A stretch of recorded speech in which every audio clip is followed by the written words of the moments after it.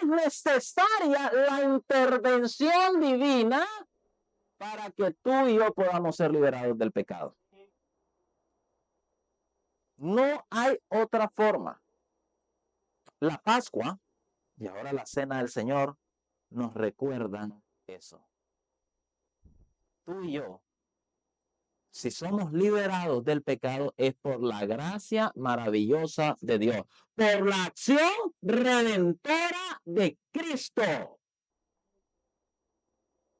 No se puede de otra forma. No se puede de otra forma. Tú puedes el día de hoy por decidir, yo no vuelvo a pecar.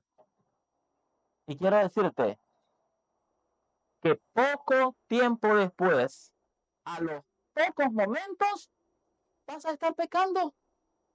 Cuidado con la presunción de creer que puedes hacer algo sin Cristo.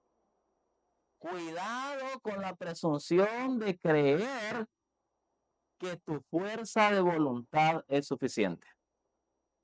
¿Sabes para qué sirve la fuerza de voluntad en la vida cristiana, en la vida cristiana victoriosa? Solamente para rendirla ante Cristo. Solamente para rendirla ante Cristo. Hasta ahí es que tu fuerza de voluntad te puede ayudar para que tú vengas y digas, me rindo, Señor, ante ti.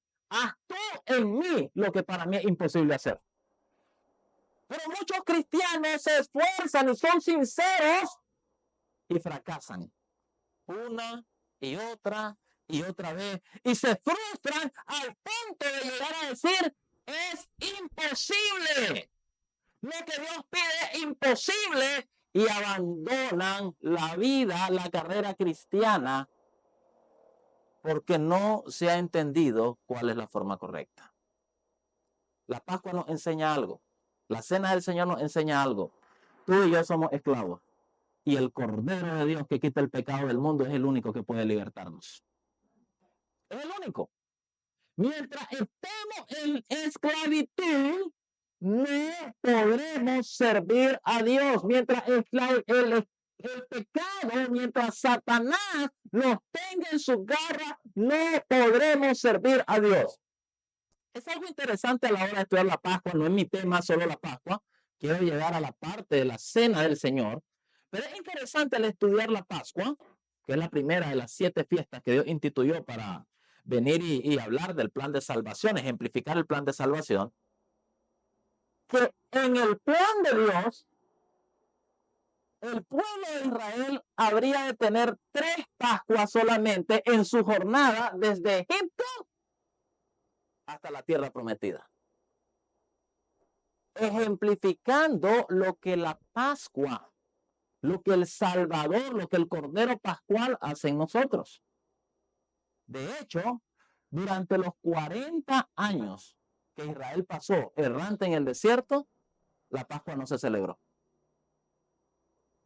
La segunda Pascua que sí lograron celebrar antes de entrar a la tierra prometida fue la Pascua celebrada en el Sinaí. Se hizo un año después de la liberación. ¿Y cuál era el objetivo? ¿Cuál era el propósito? Por favor, ya vimos la primera, Éxodo capítulo 12, donde se da todo el historial. ¿Para qué sirve la Pascua? ¿Para qué sirve la Cena del Señor? ¿Para qué sirve el Cordero de Dios que quita el pecado del mundo? Primero, para liberarte de quien te tiene esclavo. ¿Quién te tiene esclavo? ¿Quién me tiene esclavo? Satanás y el pecado. Libro de Números, por favor, vamos a ver la segunda Pascua.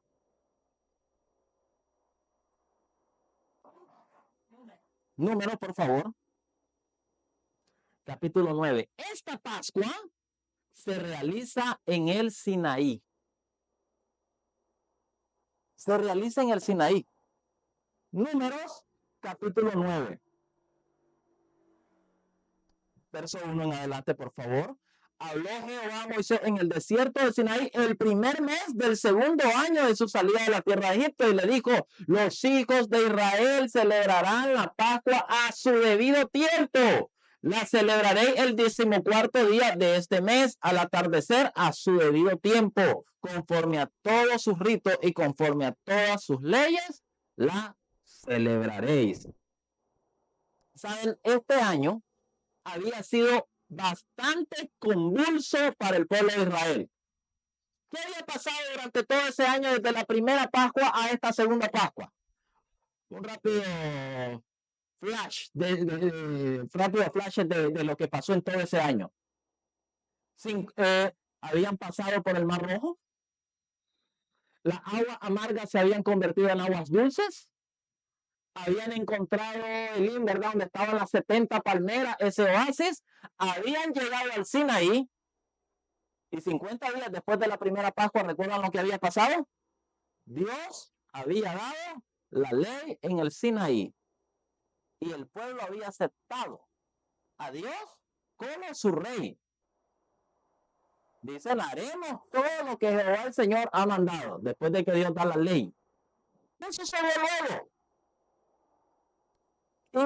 Casi inmediatamente después de eso, sube Moisés a recibir instrucciones.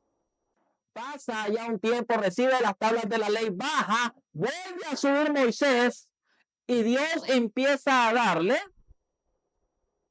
todo lo referente a el tabernáculo, al santuario. Y Moisés está ahí arriba. ¿Y cuánto tiempo pasó Moisés?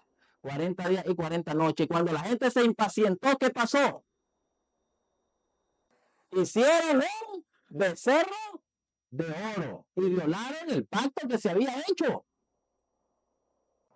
Violaron por completo el pacto que se había hecho. Baja Moisés, se rompe las tablas del pacto al pie del monte. Sube nuevo Moisés, ruega por ellos. Y miren qué interesante. Las oraciones de Moisés, ¿saben de cuánto tiempo eran? Ustedes leen en la Biblia y ¿saben cuántos periodos de 40 días pasó Moisés con Dios? ¿De un solo? Fueron varios. Las subidas de Moisés al monte eran la mayoría de 40 días. Oraciones de 40 días, hermano. Tal vez por eso distamos tanto del poder que Dios manifestó a través de Moisés. ¿Cuándo fue la última vez que pasaste, aunque sea un día completo, en oración al Señor? Pero queremos ver milagros y liberaciones. Queremos ver transformaciones. Moisés pasa 40 días allá suplicándole al Señor ahora por el pueblo, que perdone el pueblo, y luego el Señor vuelve a dar las instrucciones y todo ese año pasan armando, haciendo el santuario, el tabernáculo, donde habrían de darse todas las fiestas, todas las ceremonias que eran prefiguras del plan de salvación. Esta segunda Pascua es la primera que se hace ya en el tabernáculo, en el santuario, ejemplificando todo el plan de salvación. Y es interesante a quienes llama Dios a ser parte de la Pascua. ¿A quiénes llama Dios a ser parte de la Pascua? Sigamos leyendo, por favor, Números capítulo 9. Y saben ustedes, antes de darle el versículo, ¿cuál era la peor inmundicia que podía tocar un israelita? Según lo que Dios le había hecho en Levítico, ¿cuál era la peor inmundicia?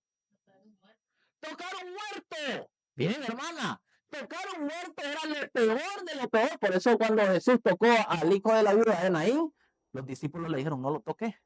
Porque tocar a un muerto era lo peor que podía pasarle a un israelita.